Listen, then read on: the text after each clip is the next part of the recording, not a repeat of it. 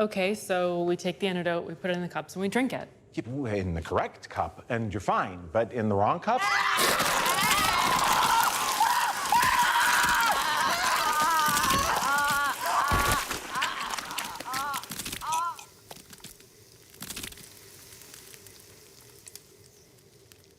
Probably something like that. Okay. Scare Package 2, Rad Chad's Revenge.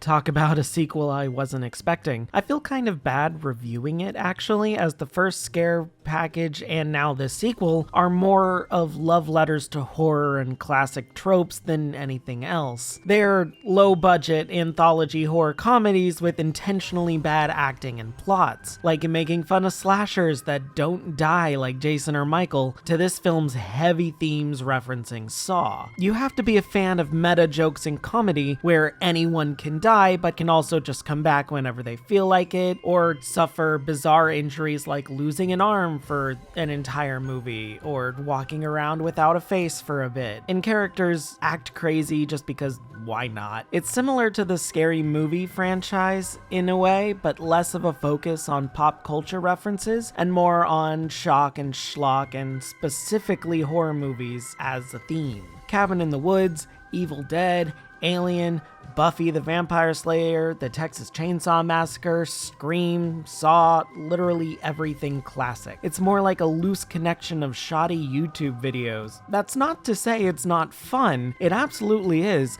That's pretty good.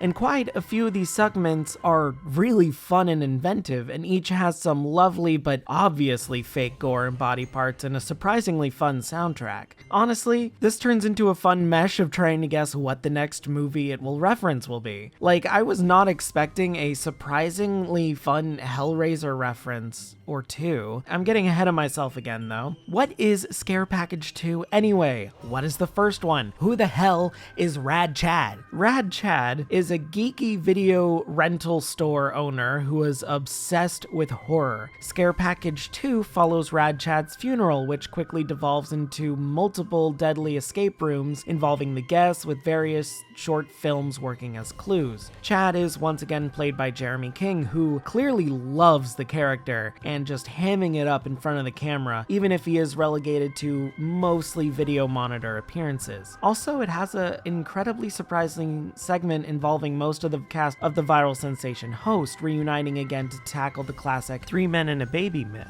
Love that film if you haven't seen it yet. I'm talking about Host, not 3 Men and a Baby. It's a very unique experience, also available on Shudder. That segment was called Special Edition. I also have to shout out Byron Brown as Sam, who had a massive presence in this film, and he's clearly having a blast as well. I can't find a clip of it yet, but there's one scene where a character calls him a straight white man who lives with his mom, and he goes, "I'm a disabled straight white man who lives with his mom. You're discriminating against me," and that's hilarious. Very obviously just as much in love with the character as Jeremy King is. Even other actors like Kelly Maroney, who has a fun segment doing a shot-for-shot remake of Wreck. Actually, that's kind of the issue with this film. It becomes way too interested in making references and jokes than it does on telling a story. Eventually, segments like the last one, We're So Dead, feel like the filmmakers were just trying to shove in as many movies as they possibly could into one segment. Thankfully, it does lead to an enjoyable conclusion in the wraparound.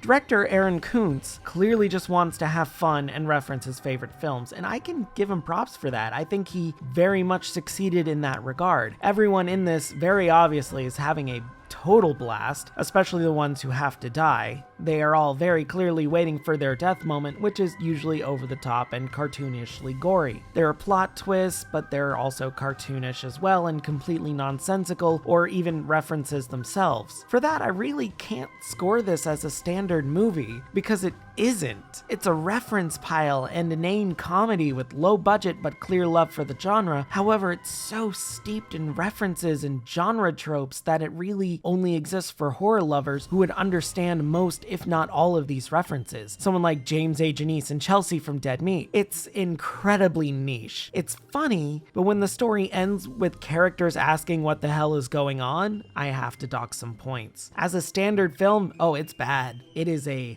complete and total mess. Easy 5 out of 10, maybe even lower. But as a niche, genre-specific film, especially for fans of Shudder and Joe Bob Briggs, it's a lot of fun, but still with incredibly little substance. There's not a lot here. It very much serves as just cannon fodder for an enjoyable shut your brain off or have it on as a background. It really doesn't need to be explored. It doesn't need to be rewatched several times. It's stupid. It's fun. That's pretty much it. And it succeeds in that. It was never meant to be anything else. So if you like this, it's streaming on Shudder. Give it a watch if you like that kind of comedy. Again, it's like a toned down scary movie that not as much sex jokes, way more genre specific jokes. Ultimately, Scare Package 2 Rad Chad's Revenge gets a 7 out of 10 from me for doing what it does best.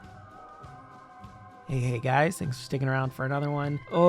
Finding good horror comedies is kind of hard, especially after films like Evil Dead kind of hit the mark, and it's gonna be really, really hard to ever top something like that. That's not saying it can't be done. Look at Cabin in the Woods or other things like that. Oddly enough, a lot of horror comedies just seem to reference Evil Dead a lot, which I'm not complaining, but I feel like there could be some more originality. I guess maybe This Is the End was pretty original, and you had Shaun of the Dead and that whole Cornetto trilogy, I guess. That works too. This is very, very different. Anthology films kind of do their own thing, and this works as an anthology film. Like I said, it's so severely low budget, this does feel like just a mashup of YouTube videos, which isn't a bad thing, but it can be a little tiring for how many are in here.